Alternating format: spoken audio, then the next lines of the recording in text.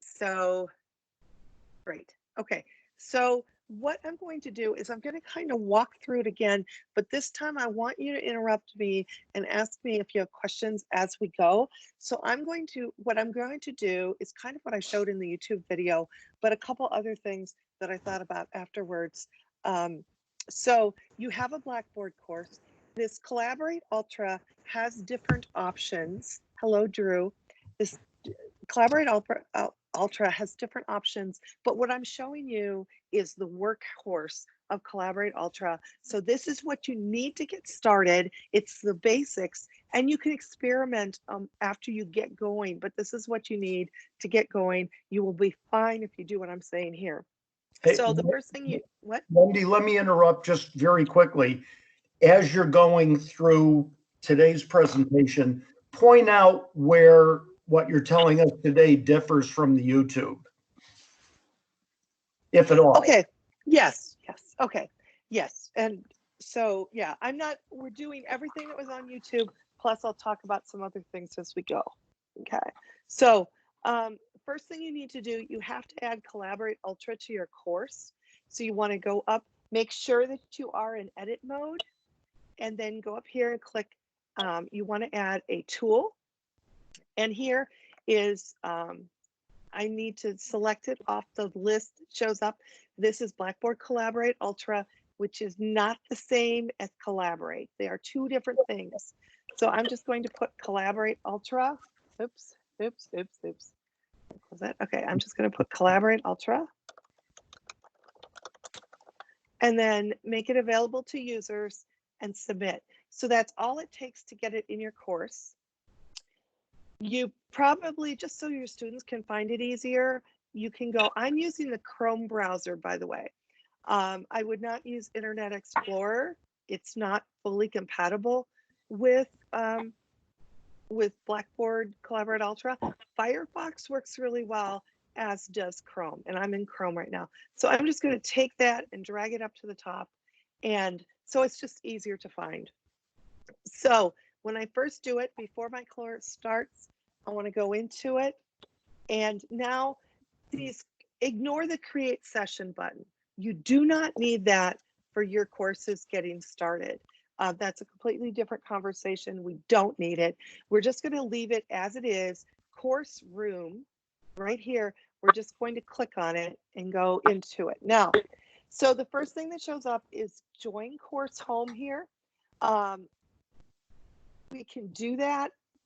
We can set our options now. So we can do it now and we can do it later. So let's do it now. So before I join the course room, I'm going to go down. There's an anonymous dial-in number that would be for students to use, but I have never used it there. So you can ignore it. You don't need it. If you click the little button for guest access, that allows you to copy this guest link right here. I could click here and that would give me a link that I could give anyone to get into my course room. You don't need to do that. I wouldn't really deal with it. That would only be if you have a student for some reason is locked out of Blackboard, you can give them that link. But it's much better to have students going in through Blackboard because then their names are right there in your participant list and you know who's there, you know who's not there. Otherwise, depending on the student, they can make up names that are inappropriate or make up a fake name. And then, so just let them go through Blackboard. It's easier for everyone. Okay, default attendee role, you want it to be participant. And then scrolling down, I always allow recording downloads because I figure my students might want to take the recording somewhere. If you don't allow it here, they can't download it. They can just watch it through Blackboard. So that's entirely up to you what you want to do. So that's it. Anonymized chat messages, I would not do that because that allows everyone to chat with no name attached. Not a good look. Then, okay, so here's a decision for you under participants can. Okay, so like right now, you all are sharing audio with me, and that's fine. This is a small group. If your class gets bigger, and I don't know what bigger is, I would say I don't know what that is. Certainly over 50. If you're over 50, I would not share audio, not let students do audio, because then you start having issues with your bandwidth. But if you have a normal class and you're okay with this, you can click share audio. When you're starting, you may want to not share audio, because if you don't share audio, then students can communicate with you through the chat room, which is absolutely fine to start. Yes. If we click share audio, can they hear each other, or only just the instructor can hear the student? They can hear each other. So any student sharing their audio, everyone in the class will hear it. So you do. I wouldn't scare you away from share audio. It's easier at first if you want to do like 1, 2, 3. First step is don't share audio. Just you're the only one that can do audio. And then you can layer that back in maybe, or as you practice. So again, you can do it. We're doing it today and it's working. Share video. Now that ramps up bandwidth quite a bit. And do you need students to share their video with you? Probably not. But that's the option there. So if you were doing presentations in class where students had to present and share their video, then you would click that. But in normal life, if you're just talking about a lecture where you're broadcasting and then they can ask you questions, there's no need for your participants to share video, okay? I would always put post chat messages, because that allows students to ask questions of you and they can actually chat with each other, with the whole class at once.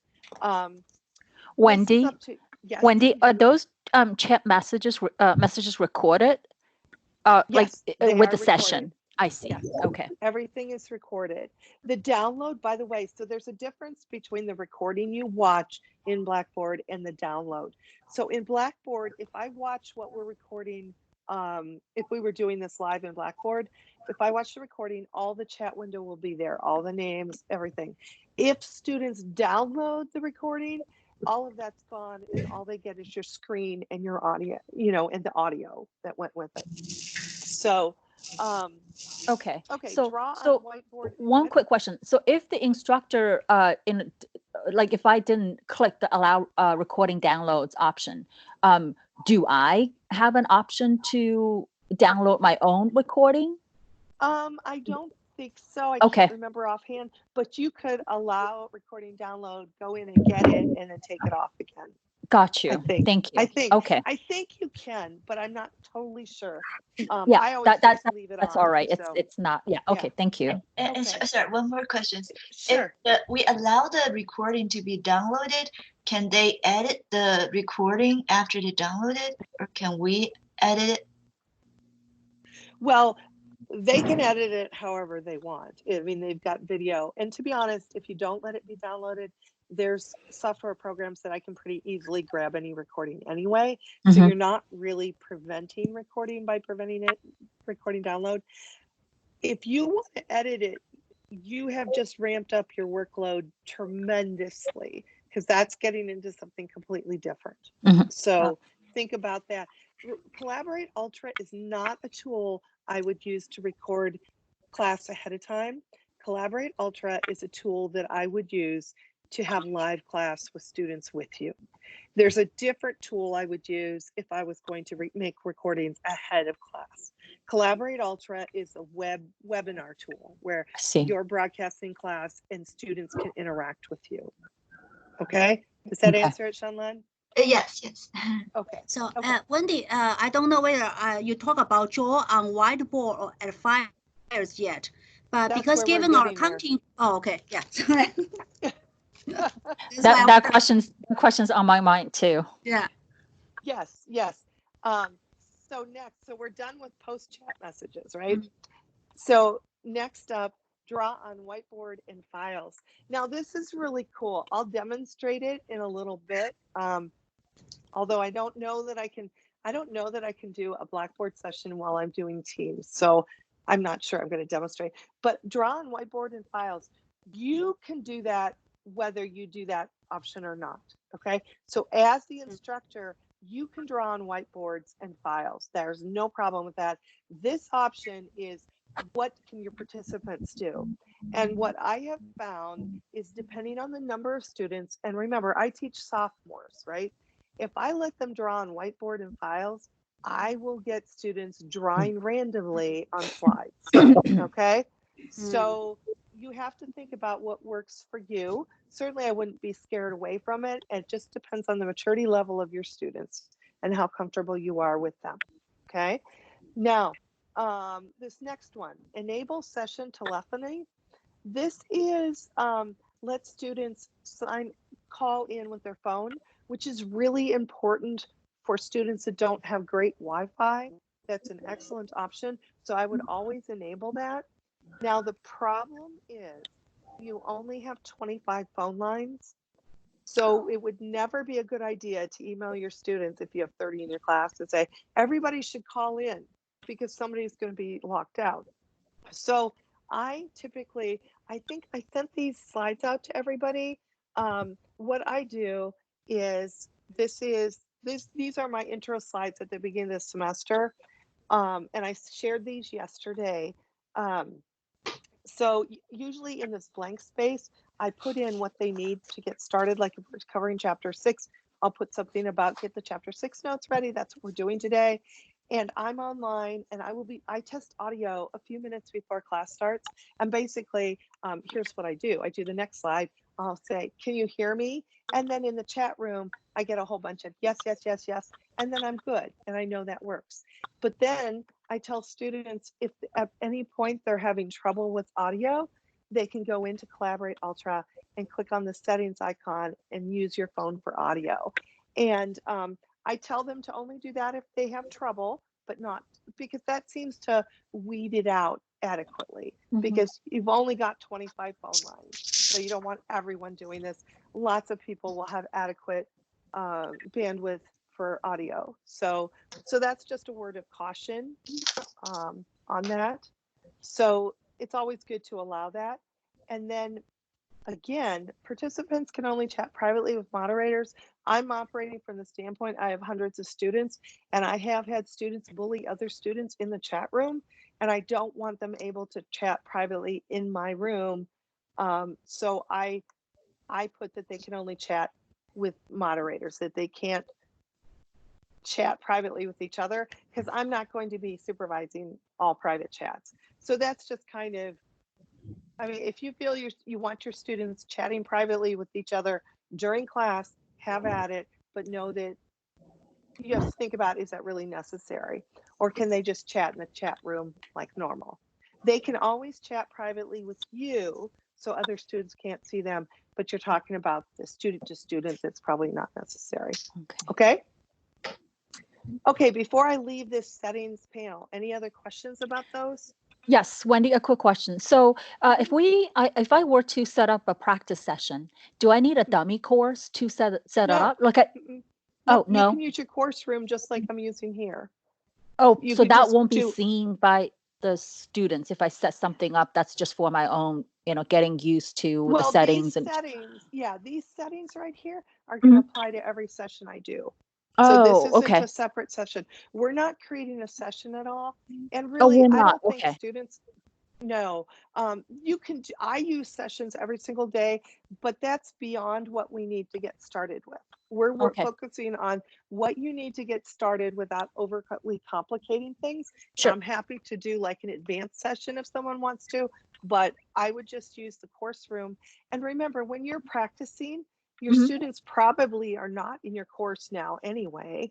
And even if they are, you can just say, hey, I'm practicing. It's not a big deal, right? Oh, so what do you mean they are not in my course? No, because when I go, they're not in your course room right then when you're they're trying not. to practice. Got you. You know, they would have yeah. to deliberately go in and know to go in, right? Got you. Thank you. So I got it. That's why the live section can be only hosted in your class time. You cannot go to any other time which does not belong to you. Right. You know. I got that message. Yeah. Right. It's just like same thing, right? Maybe our physical classroom will not be open for Wendy's class until 2 p.m. today, right? So that's why students Mhm. cannot go to the room yet, I guess, right? But Mhm. that's self-imposed. That's that's Right. professor imposed, right? It's Right. not like a digitally imposed limitation that when when it's not 10 Right. o'clock, you cannot do it. But it's just we respect. So we voluntarily choose to Yes. respect that Yes. rule. Okay. Yes. Now, here's something else. This course room that's unlocked, so this is another complicating factor. Your course room that's unlocked, students could go in at any time. Okay. In my experience, most students don't. And I will give you if you want the advanced version, we can do that in a separate session. I have my course room locked, so students can't get in Collaborate Ultra. I create reoccurring sessions for my classes. And, but that's because I have some other things going on. But your course room is available for students to go in anytime. Gotcha. And you can practice anytime. And like Wei said, we can only have live class Yeah. during our live class Yes. scheduled time, Yes. but you can access it anytime, as can your students. Right. Okay. So yes. So, and if anyone wants to go to the next level after they've done this a week or two, I'm happy to get on and talk about how I do it and how I organize it. It's just a little more than we need right now, I think. Sure. Absolutely. Okay. Will we Yes. be able to change the time when we can start our those remote session? Mm-mm. We can only do the live remote sessions during your scheduled class time. Yeah. So we cannot make any changes to that, right? No, you No. That can't. is correct. So now you cannot. So that's why I think that the difference of Collaborate is that because it's a live class, just like the course room is more like you are assigned like the CBA 325. You can go to the classroom today, 325, but no students are there. The students are also free to go to 325, but no faculty there. So you are supposed to give this live class at your designated time. The students are supposed to come to the class for your class at that specific time. Right. And I can put some like recording in advance. So that one will be the pre-recorded lecture. That is different from the Collaborate. That's why Wendy says that Collaborate, it's more like for the live class, if you decide to do the live class. Or you can choose to do the pre-recorded lecture. That's what we do in our MBA course. That will be allow students to get access at any time and anywhere. Yeah. I know. Because I was playing with it yesterday, and I noticed that if I record something, it's already there. So I just don't know when this classroom opens, if students get in, they can see that recording already, right? Yes, but now keep in mind, these recordings that you do, you can delete those recordings that you did, by the way. The Collaborate Ultra is for live class. If you were going to record something for, like, you were going to record a lecture, you would use a different tool than Collaborate Ultra. And we could talk about those options, because that's like using Excel as a word processor. You know, you can accomplish it, but it's very inefficient and not what it was designed for. Mhm. It'll be more frustrating. So I think you have better tools for recording lectures. And if anyone wants, we can go over another time. We can go over items for that. Shanlan, I can even talk to you offline about that. Okay. Yeah. Okay. Wendy, Okay. could you briefly introduce the different tools for the pre-recorded lecture? Briefly tell us. We don't need to go over, just need us the tools. Okay, well, the easiest tool to use is actually something pretty new. It's in PowerPoint, and you have to add it. See this ribbon, this recording ribbon? It's not in there by default. You have to add it in as an add-in, and I could give you those instructions. But once you do that, you can record, like you type your course notes here. Here is the first slide, or whatever you're going to say. So you go through, because remember, if you're doing recorded lectures, you need to be closed captioning. And this is one way you can do it. So here is another one like that. Okay, so you do and then what you're going to do is you're going to click record slideshow here, and you're going to record the slideshow going through your slides like that. and then you can export to video. So you can create an MP4 video, and it's super easy. You can do screen recording this way. So you've got all kinds of things you can do. You can also publish to stream, which is a way that you could get a closed caption, but you'll have to adjust. But again, this is a topic. It's a completely different topic, but that is the #1 easiest way to record things. The other second easiest way is a tool called Screencast-O-Matic. And Screencast-O-Matic is free. I don't know if it's going to start. It will. Okay. So you know that YouTube video I did yesterday? Here it is. So what I did with Screencast-O-Matic, if I want to record with Screencast-O-Matic, it is a free tool. I have paid $48 a year, so I have more options, but it's free, and it just shows up with crosshairs on your screen, and you can adjust what you're recording. Then you hit record and you start recording, and then you'll be able to stop. And that's how I did this. And then I uploaded it to YouTube from there. So again, if you're interested in recording your lectures ahead of time, I can speak about both of these tools. Both of these tools are very good tools for recording lectures ahead of time.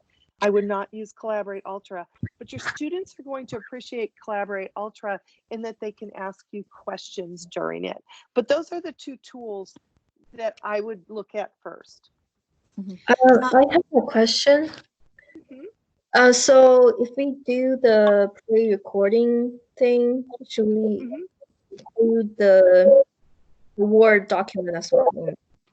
Well, what you would do if you're going to do the pre-recording in here is you would script your script like this, you know, so you script it, do whatever, and then you can export those notes into it's called a TXT file. And then once your video is on YouTube, you can close caption it again using the notes that you put in here. So if I were to hit record right now, what's really nice is if I hit record, and I can't because I've got too many things running, but if I hit record, it would bring up all my notes right at the top here, so I could read them. That would not be recorded, but my voice would be. And then when I'm done, I can take all those notes, put them in a text file, and then I can import that text file into YouTube to close caption my lecture, and I'm completely in compliance with ADA requirements. Okay, so that's just for pre-recording, but if I do the lecture in Collaborate Ultra, we don't have the... Right, you don't, just like live class, you don't have to caption, you don't have to have an interpreter in your live class, because unless there's someone in there, but recordings are a different animal from ADA. And I mean, of course, I don't think the university is going to get really upset when we're in an emergency situation like this, but I have to teach best practices, and that's a best practice. And actually, it does make a lot of sense to have it scripted right there for you. It'll tell you as you're talking what you should be saying, and then at the end, it's just a bunch of copy paste, and then you upload it to YouTube, and you are good to go. Okay. I just have very quick comment, and then so first of all, the PowerPoint voice recording is available for every PowerPoint. So I think that Wendy may have very updated version or new version, but it's available in every basic PowerPoint. And second is that the university has similar tool as Wendy introduced. So just now Wendy mentioned that she pay extra money to buy the screen. It's free though. I just did it for one reason. Okay, and actually the university has this tool available. It's go to the video.ken.edu, and all the video will go to our Kent email directly. So just want to let you know that. So that's free, right? So but university provides that as well. It's video.ken.edu. Yeah. Yeah. The recording ribbon on PowerPoint is fairly new. That's a fairly new feature. And it's an add-in, but it's free. I mean, you just have to do that. So after, if you want me to go give you those instructions, I can. Okay, can I leave my session settings here now? I'm just going to save them. Everybody with me? Yeah. Okay. Okay, so let me go in. I'm going to join my course room. Okay. Okay, So there's not too much to know in here. Over here, this menu. So this, whenever you see, by the way, these 3 lines, those are called a hamburger menu. And that is not this one. This is where you will access your recordings. You know how I said it was hidden? You will go into here, and once you have recordings, you'll be recording showing here, but you access the hamburger menu. Okay. Or back one screen, but you're looking for a hamburger menu, and that's where the recordings are. I sent out a screenshot yesterday of it. Okay, so this menu is where you start recording and where you stop recording. And you can use your phone for audio, but I really don't use the screen much other than starting recording and stopped recording. But what I do use is over here in the Collaborate Ultra panel. So this is where everything is. So the first thing you see, the little chat bubble, this is where everyone can chat with you and ask you questions. And that's where it's really cool in class that you can have this live class and people can ask questions. Of course, depending on the size of your class, you can do like we're doing right here, where people just ask questions, and that works. For me, that doesn't work because I've got too many students to do that with. So it just depends what you want to do. But this is the chat room. And the other thing to note is if I type things in the chat room and then someone joins the class, know that when they join the class, they can't see anything from before they joined the class. Because sometimes you'll put an announcement up there. You'll say, oh, here's the URL. And then somebody will join later and you'll be just like, look up in the chat. They can't see anything prior to when they joined. So just keep that in mind. So the chat window is pretty basic, but it works. And then attendees will list who's in the room. Now, this is really a nice thing. I only have me in here, but it's telling me every student, it will tell me what their Wi-Fi experience is like, if they have strong Wi-Fi or not. And that helps you if a student says they're having trouble with audio, you can ask them to use the phone for audio, but you can also see it is color coded, and it's also tells you if it's excellent or good. We see a lot of students that are in the red zone, and it's because they don't have strong enough Wi-Fi at their apartment. But it depends. We don't have too many problems with it, but you'll know if someone's having trouble there. And then attendee controls. I am the moderator, so I don't have a lot of controls over me. If I had a participant here, I would be able to remove them, but know that they could come right back in. So that's not really a useful tool. But and I haven't had to do anything like that. So that's your attendee panel. So we have the chat panel, we have the attendee panel, and then this panel is where you do what you need to do. So a blank whiteboard. So we were talking about whiteboards earlier. You can share a whiteboard, and I'm sharing a whiteboard right now, and you've got rudimentary tools. So you have a pencil where you can draw things, you can type on it. So I'm going to do a T count here, and then if you switch to the arrow, then you can make it bigger, move it around. You can erase things, you can draw shapes. Rudimentary, very rudimentary tools, not a whole lot going on there. You can change colors if you need to. I'm not big into drawing, so I'm not sure I use this a lot. I use this whiteboard when I'm having office hours in Collaborate. I will type the students a note. I'll use this little text tool and I'll say, welcome, I am here, or something like that. And then I'll use the little arrow key to select that and make it bigger so it's more visible. But you can point to things. You have a pointer, but you can't do a lot with it. But maybe it's enough. Depending if you have a Surface tablet, you can draw numbers if you want. So you've got those basic tools if you want the whiteboard. So that is a blank whiteboard. Okay, so that's one. Any questions about whiteboard? So it's more like if we use a whiteboard, it's very slow, right? It's not very, because it's not very easy to control. Yeah, I mean, it just depends. I'm not right now. I'm using my desktop, so I'm not Okay. using my Surface, so I'm Mm. not using a pen. So I have to. It takes a while for me Yeah, to. okay. Yeah.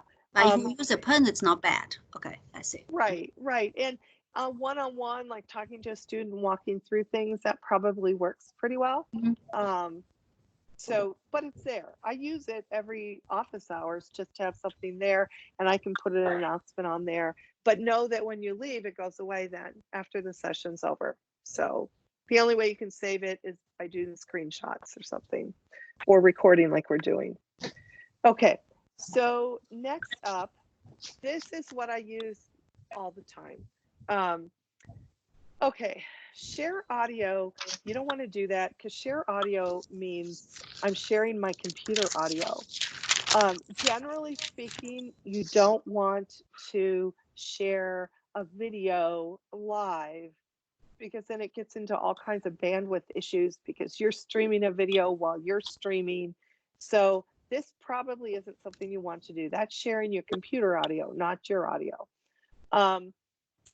You want to share, and again, we're going with what works best right out of the gate. Share your screen. And I am sharing, I say, I want to share this screen. Right now, it shows 2 screens. There, all of you are in Teams because I have 2 screens on my system right now. So, and if only one was here, here's a big thing to know. If only one's here, you have to click it because it doesn't feel like you should because you're like, yeah, I want to share my screen. And the share button won't light up. It's because you have to click it and actually have the little box around it to tell it that's what you want to share. Application window. What? Can we share both screens? Or only No. one is allowed? One, because you have limited real estate. So what you would do is you would want to reduce what's on your screen. Like I could make what we're doing half screen, and put something else up on it, but you're only going to have one screen to share. And okay, so another thing is application window, which sounds really exciting because you think, oh, I'll just share Excel or I'll just share PowerPoint. It doesn't work like you think it works. If you're sharing PowerPoint, believe me, we don't want to do it because PowerPoint doesn't work like you think it should work then. It's just weird. And Chrome tab, again, I would just share my screen. It's going to take away all the issues because you'll just share what's on your screen. Application window and Chrome tab can work in limited situations, but you're going to run into problems. I have never done that after I figured out what they were. Your entire screen is the way to go, and just know you're sharing everything on your screen. And then applications will work like you think they will work. Okay. Okay, questions on sharing screen? So how do you share students with PowerPoint then? So your screen can have PowerPoint on that, right? It's just like. Right. So I could do like this, right? Right. So what I end up doing is, so I'm doing Collaborate and Teams at the same time, which is kind of ugly. Wow. But let's say, yeah, until I get going. So then what I do is, okay, I'm sharing the wrong screen, so I'd have to set up my shut. I have to change. Okay, so I have to stop. This is getting messed up because I'm sharing too many things at one time. So what I would have to do is go primary monitor, and then I would do, okay. So I am sharing PowerPoint right now. Now you see what the problem is? This is where you see you're looking at my screen, my Blackboard, right? There is no chat room over here. I can't see it. I can stop sharing at any time and go back to it. So if I stop sharing, where's my little stop sharing button? Okay, stop. Well, okay, now I've got to, okay, there we go. Okay, then I can go back to it, but you saw how you can't see anything. So this goes back to, you know how I said, hold your questions till the end. Okay, with my students, I pause periodically and minimize my PowerPoint, and I will then say, okay, does anybody have any questions so far? And then I can go back to that chat room to check. Because if you're, otherwise you're not going to have access to the chat room. There's ways around it, but that is not the basic level that we're covering today. So you can give your students audio so they can interrupt you, or you can tell them to hold their questions till the end or until a break. Like you will check every 15 minutes, you'll check the chat room, but you're going to have to minimize that. Also, see what I did. If you have two screens, remember when I first did this, it didn't present. It presented in that presenter mode where I've got my slides on one screen and then the presentation on the other. So you need to change your monitor to primary monitor and not, or you need to use presenter, take off presenter view. Okay, so it's just, you need to be aware of these controls if you're going to do that. So this is where you need to specify which monitor for PowerPoint and then whether you're using presenter view or not. This is part of practicing ahead of time, so you're getting what you think you're getting. Here's another hint. You know how I said back in the beginning in the sessions, there was a guest access link? Let me see if I've got it here. No, I'll show you later. So remind me, I'm gonna show you what you can do to keep an eye on your own presentation and a way around that chat room limitation. Okay, so we're okay with sharing application screen.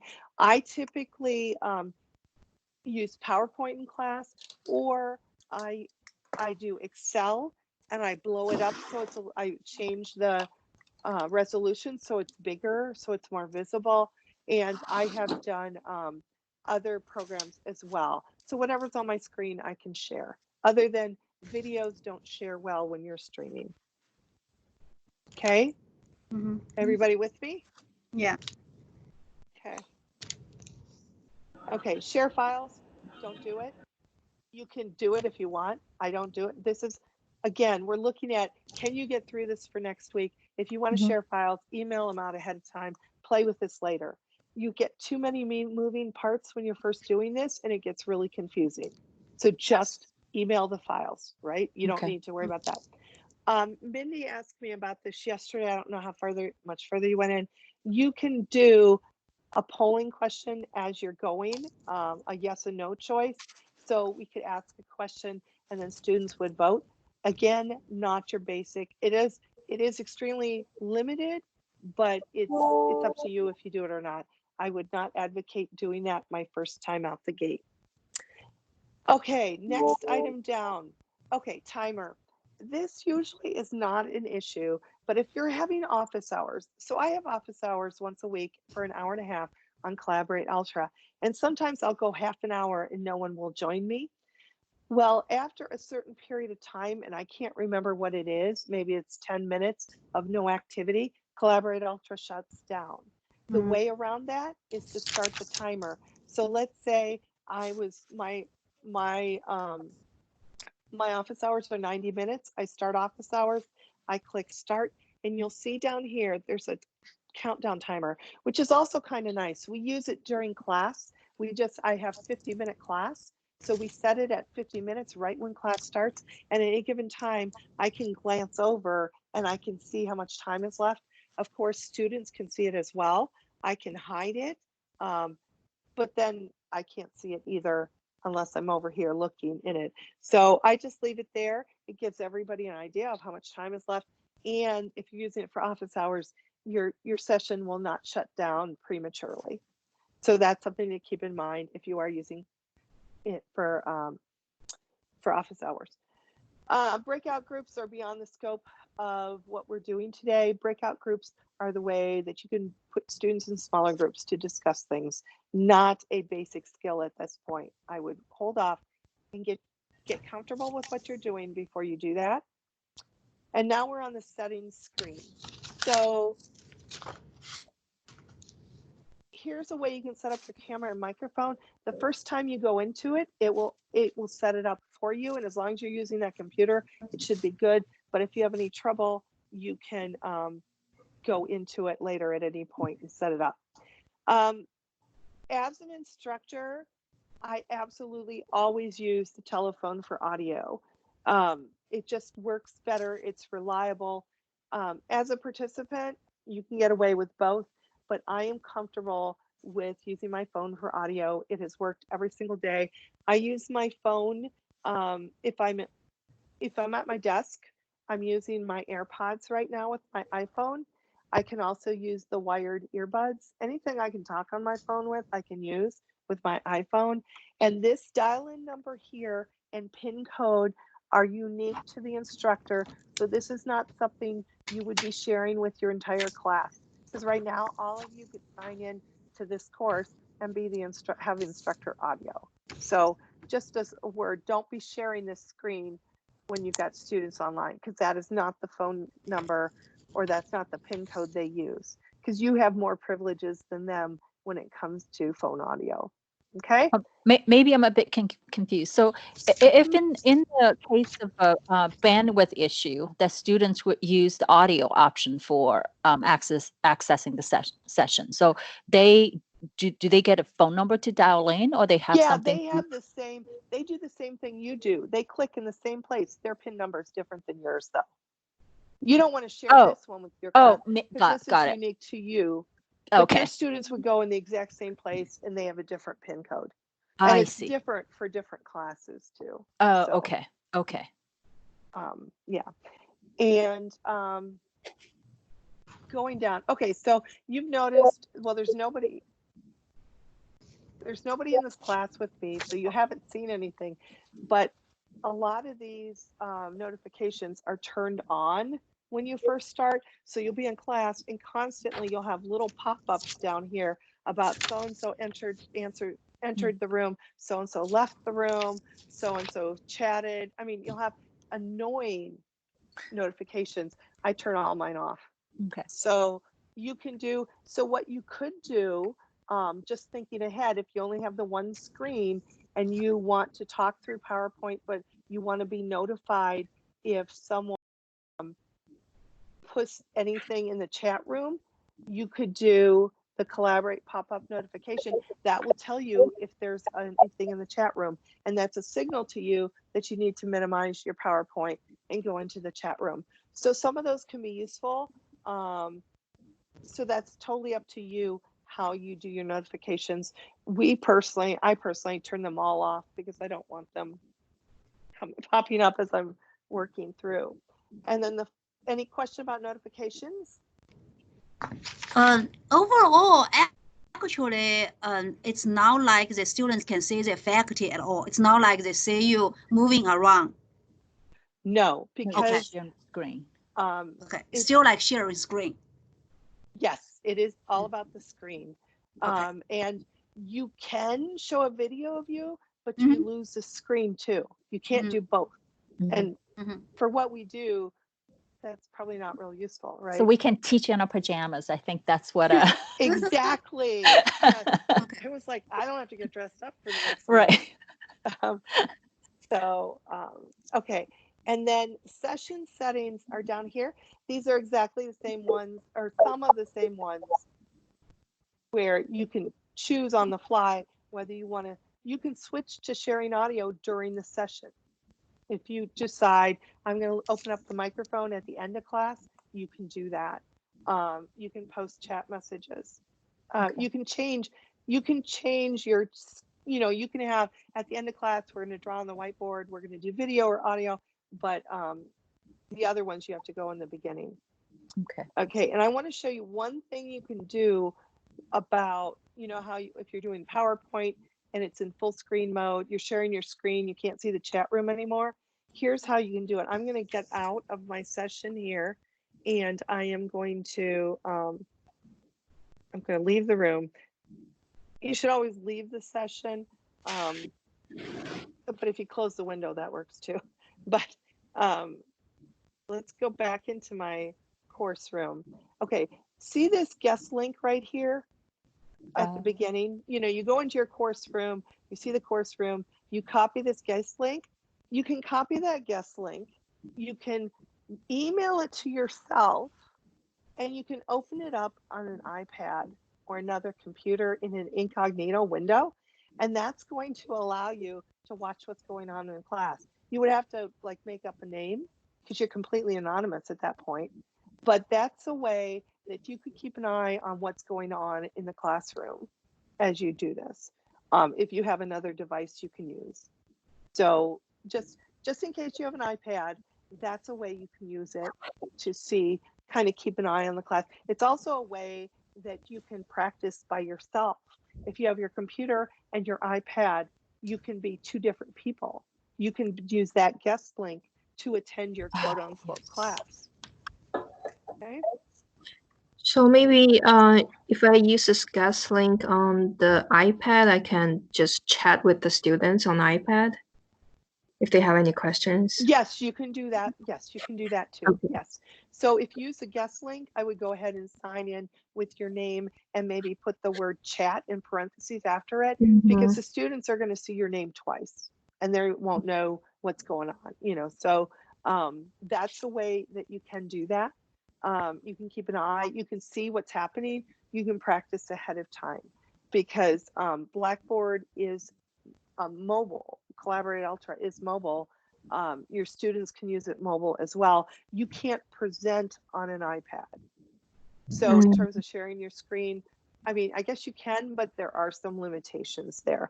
So you should, as a presenter, you should be using a computer for that, but you can use an iPad with the guest link to be able to get two views of your class. Okay. Okay. Other questions? Okay, so what questions can I answer for people? Oh, the recordings. Okay, so remember I told you the recordings will be right here, right there. See that little hamburger menu? Mm-hmm. It's hidden until you know it's a menu, and then you do recordings, and that will list all the recordings. And I've just been doing practice ones here, and to download them, you can. I didn't permit download, so I can watch now or I can delete.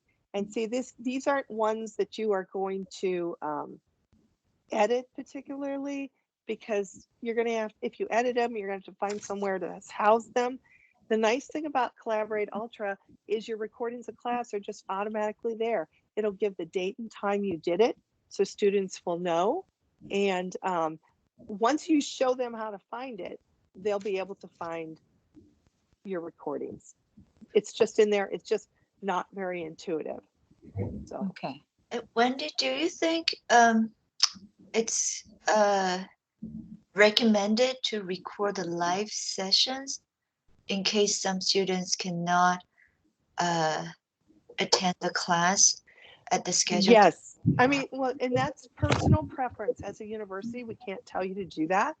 But I will tell you, I have recorded every single one of my classes for the last 10 years. And I have never regretted it. There's never been a problem with it. And this really helps our students who either miss for whatever reason. And we have to be, the university says we have to be flexible with flu season and whatever else comes along. We have to be flexible, and having your classes recorded and accessible right there goes a long way towards that. So how many times do you get students saying, I missed the last week, can you go over what I missed? And it's so nice to be able to say, here's all the recordings from what you missed. And also for students whose English is a second language, sometimes that's helpful that they can go back and review things they didn't quite get. And other students too, that just didn't get it quite the first time. Like I said, I've recorded for 10 years doing technology like this, and I've never once regretted it. It's been very helpful. Okay. So when you do the teaching of Collaborate Ultra, your online thing will be automatically recorded, right? Yeah, well, you do have to start the recording. So when you go into the course room, you have to remind yourself, when you go into the course room, write yourself a note, because you have to get used to watching for it. Once you go into the room, you go up to this hamburger menu and click on start recording. And when you leave, you have to hit stop.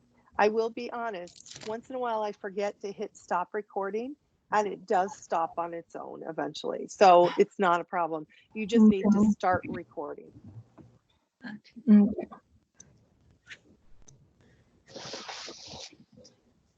Okay, Emily, any questions? David, heard from other people. No, I think it makes sense. Yeah, I have one question, Wendy. So does the session generate an attendance metadata that we can access or? Yes, let me go into the recordings here. I think this is where I get it. Okay. It was in here somewhere. I would have to see. There is a way, and now I don't use it myself, but there is a way to see who was there. Okay. And if you're interested, send me an email and I will look that up how to do it. But there are reports. I'm just wondering where it could be. I know that I've done this because I had a question for our Blackboard. Oh, recent recordings. That's it. Huh. Okay. It's possible. Let me know if you're interested and I'll figure out how. Oh, great. Thank you. And for those, it's a small thing. So I'm just curious. Yes. Yes. And for those recordings, students can watch it anytime and any number of times they want to, right? There's no restrictions. Right. That is true. That is correct. Okay. Okay, let's see. I was just going to say, what I'm showing right here is the video they sent me about how to get attendance reports. They made me a video. Oh. And so I would share that video with you. They showed me, so we can watch and see. Collaborate Ultra, okay. And then where did she go next? All previous sessions. Okay, that's what we needed. Okay, so we would sessions, all previous sessions, and then look at that. Oh, reports. Yes. Yes. Okay. So what you have to do, okay, that makes sense, right? So you have to switch to all previous sessions to get your attendance report if you wanted that. Okay. I knew how to do it. I just couldn't remember. Thank you so much. Are we all feeling good? We're all Yes, much better. And if anyone wants, I'm happy to jump online anytime between now and next week when you have to do this live. I'm happy to jump in a session with you. You just need to add me. Either you want me to be a student or want me to be an instructor. I'm happy to jump online. And also it sounds really, if you want to add me as instructor and tell me when your class is, I would be there for the first 5 or 10 minutes of your class the first time you do it. If you need help, I would be happy to do that because I've had people at Kent State help me get started. And it was scary at first, I thought. So that's so nice of you. Now, for us to set up the session, let's say on Monday or so, all the students that are already enrolled in the Blackboard course, they are automatically added as participants, right? I don't need to add. Okay, that's good to know. Yeah, and also I was going to say I also have another document. Let me see. Let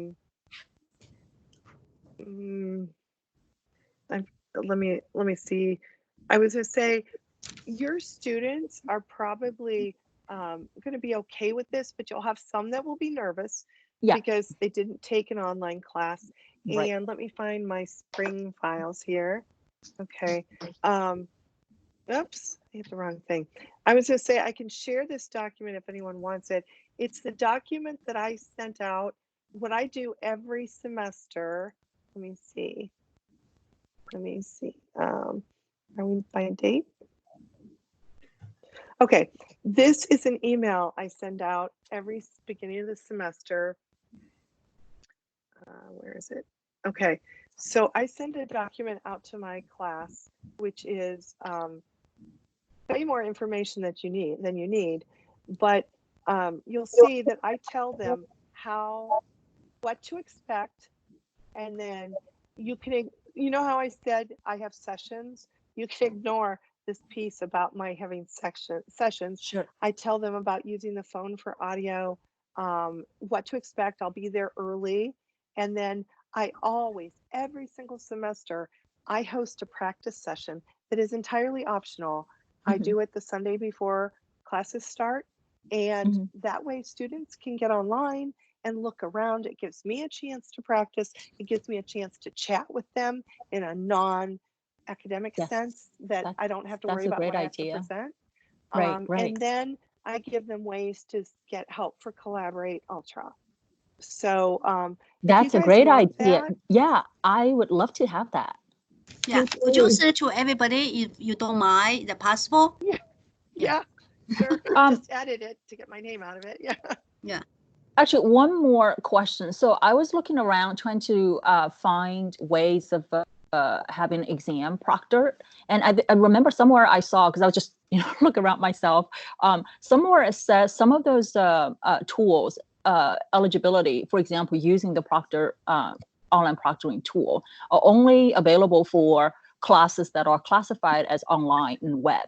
Right. Since none of my courses are technically in their face-to-face, I just have a web, I just have a Blackboard course page. So that will not put any limits to. Right. Now, yeah. So if you don't have a class classified as online, and you can do different things for testing. And I'll tell you what I do that's worked out really, really well. I'm all ears. Yeah. So what I've done is I could use Blackboard, but I have Pearson software. So I'm using MyLab, and I give my exams in MyLab, and I only give them during the stated class time. So my exam is only available Wednesday at 7:45 to 8:35 a.m. I make my exams algorithmic, meaning everybody gets different numbers because it's in the software. You can do that in Blackboard as well if you build your exam in Blackboard. And of course, these are accounting things, so they have numbers in them, so those are easy to swap. Right. And I scramble the order, so when a student brings up an exam, it's different order for everybody, different numbers. I also have pooled questions, so not everyone gets the same exact questions. And I make my exams so that my best student can finish in 45 minutes or so. And I tell my students they're not going to have time to look things up. It is open book, open notes, but they have to do it in that time. That's the only time offered. And I feel by making them all do it at the same time, that kind of removes that ability to work together on it, because they're all getting different questions, different numbers. And I think we have to have some flexibility in this situation. Sure. And that feels like an okay way to do it.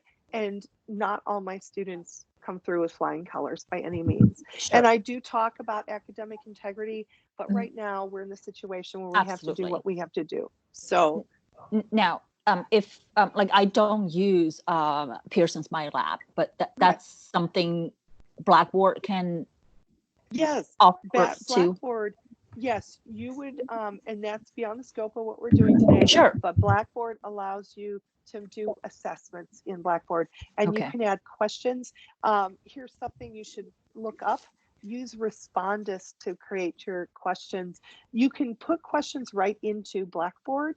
But it's really, really clunky. Respondus is much more user-friendly, and then you upload from Respondus to Blackboard. It's part of Kent State's offerings. So I think I remember I looked into, there's something, because I'm a Mac user, so I remember at least when I looked, it's a PC only. I'll work around that. But do you know how to borrow a install PC or Windows something on your laptop? Yeah, right. You can do boot camp. Right. It's been okay. So, Wendy, would you mind we go back to Blackboard, because I was looking at university's guidance yesterday, right? So if you don't mind, go back. So if we go to the assessment, usually this course content is an assessment, right? course content, is course content or where is an assessment? There's like when we put the homework Right on here. the assessment, here is a test. Do you see that? Go down. Yep. Go down, there's test function. Mhm. So I am not sure this is proctored or not, but that's suppose No. university Those are say that not. we Yeah, should have. I've used those. Yeah. So I no, think that these are not- that's what the university says that we can use to create a test like that. right. Yeah. Unless you're using Yeah. like a McGraw-Hill or a Pearson product data Yeah. testing. Right, right. So yeah. Yeah, and Do another, they provide proctor as well in No, Hill? the university does not provide proctoring for Blackboard either, unless you're an online course, and then you can use Proctorio, Yeah. which has its own set of issues. I see. Mm-hmm. Yeah, I'll look into it. I think a lot of my questions are not, not objective, multiple choice, or a lot of those are writing You can drawn. do short answer. Fine. You I can do short answer. Okay. Okay. There's a lot of question types available in Blackboard. Okay. All right. That's good to know. Okay. Anyone else? So, but anyway, Wendy, your point is that because all these tests are not proctored anyway, so given the unusual circumstance, maybe we can just let it go, right? Because when I use Proctorio on my MBA class, it's very strict. It's a very strict rule there. Yes. Yes. Well, and it MBA program is its own little animal, right? Yeah. But the way we are right now, this is emergency situation. Yeah. And if you give it at the exact same time, remember, Wei, these are classes that are scheduled for class time. So it's not like we could say, oh, we have 18 hours to do our exam. Let's do mine first and then yours. Yeah, that's very good suggestion given this unusual circumstance. Yes. Yeah. Yes. Okay. Anyone else? Mark, you still with us? I am. Okay. Yeah. And Mark, you hide your video. You are the only one who is available to see us. I think I'm going to go back to the YouTube video and watch it a few times, but but my head started spinning there a few times, Wendy. All in all, you did a great job. Yeah. Thank you, Wendy. Thank you so much, Wendy. Yes, Well, thank you so much. keep in mind, Yeah, thank you, anybody Wendy. that wants to try it, just add me to your course, Sure. and we'll set up a time that I can get on with you, because I think once you do it once or twice, you'll be like, this is okay, I can do this. It's a really cool tool. Sophia, Yes. feeling okay about this? Yes, I'm learning right now. I'm wondering if is it possible to share your like the 5 slides for the setup? They're really cute. I just want to use it. Yeah, I'll send those out again. I sent them out. And I don't know which email list I used. Oh, so okay. those beginning ones, Mm-hmm. that's Yep. what you want? Okay, yep, okay. Yeah, I I'll sort of send those came out. on very last minute, so I'd appreciate Yeah. to get those I'll slides as just- well.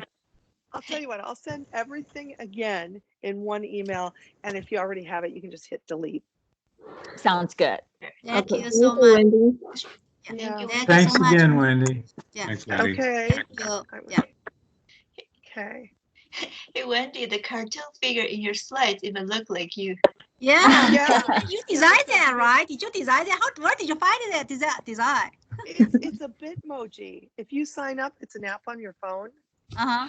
Oh, There's yeah. a Bitmoji. Yeah. Okay. Yeah. We should do that. Yeah. Hey, you guys, do you know how to stop this recording? I'm Hit the recording send. in Teams. I'm like, oh, I Okay. could do that. But I guess when we hang up, it'll stop recording, right? Okay. Yeah. Yeah. Exactly. Okay. Okay. Okay, Thank bye. you. Bye. Okay. Thanks Bye. again, Wendy. Bye. Talk Thank to you so everybody much, Friday. Wendy. Bye. Thank you. Yeah, Mark, you. take care. Mark, take care of Thanks. yourself. Yeah. Okay. Yeah. Bye-bye, guys. Thank you. Bye. Bye.